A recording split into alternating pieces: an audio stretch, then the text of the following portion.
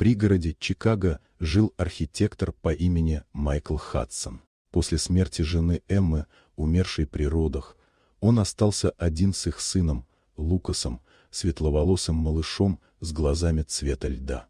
Лукас рос спокойным, тихим ребенком. Но однажды Майкл заметил странность. Сын все чаще подходил к стене в своей детской и прижимал к ней лицо.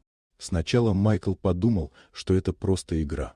Он даже сфотографировал момент и отправил друзьям, шутя: «Наш маленький философ задумался о жизни». Но уже к третьему дню Лукас делал это постоянно.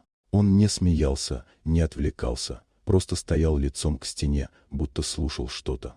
Майкл начал тревожиться. Педиатр успокоила: некоторые дети любят ощущение прохлады стены. Возможно, это сенсорное исследование или просто фаза. Но интуиция подсказывала, что это не игра. Особенно потому, что Лукас всегда выбирал один и тот же угол.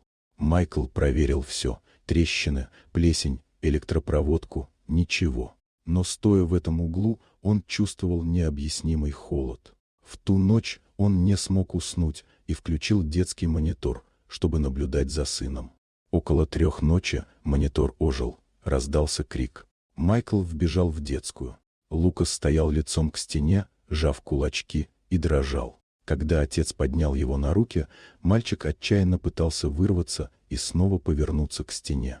На следующее утро Майкл вызвал детского психолога, доктора Элизабет Рид. Она пришла на следующий день, поиграла с Лукасом, а потом позволила ему действовать свободно. Ребенок тут же направился к углу и приложил лицо к стене. Элизабет нахмурилась. Позже, когда Майкл вернулся в комнату наблюдения, доктор сказала тихо. Он произнес слова. Майкл удивился. Но он почти не говорит. «Я знаю. Но я отчетливо услышала. Не хочу, чтобы она возвращалась». Майкл похолодел. «Кто она?» Доктор ответила не сразу. «Вы упоминали, что у вас раньше были няни. Возможно, ребенок пережил травму». Майкл пролистал старые записи с домашнего видеомонитора. Нашел одно видео 8-месячной давности.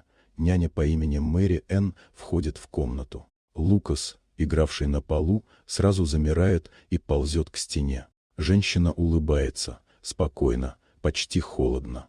Агентство подтвердило: Мэри Энн использовала поддельные документы.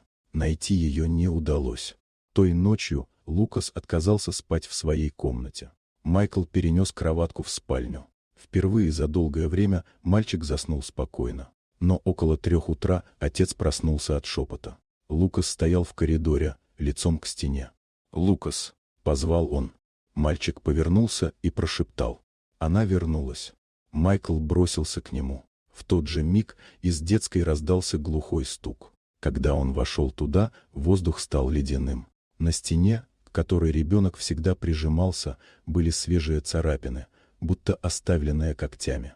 На следующий день Майкл пригласил исследовательницу паранормальных явлений из Университета Иллинойса, Ташу Миллер. Она обследовала дом и, остановившись у стены, сказала: «Здесь что-то старое. Не зло, но застрявшее между». Она зажгла свечи, читала молитвы. После этого в доме стало теплее, будто исчезла тень. Лукас больше не подходил к стене, снова начал играть и смеяться. Через неделю, во время завтрака, мальчик указал на коридор. На белой стене мелкими детскими буквами было написано: «Она не может вернуться». Майкл поднял сына и крепко обнял. Дом стал тише, царапины исчезли. В день 2-го дня, рождения Лукаса, отец зажег свечу и сказал: «Не знаю, что это было, но теперь ты в безопасности». Лукас рассмеялся, и Майкл понял: иногда дети видят то, что взрослые боятся признать. И иногда молчание — это крик, который нужно услышать.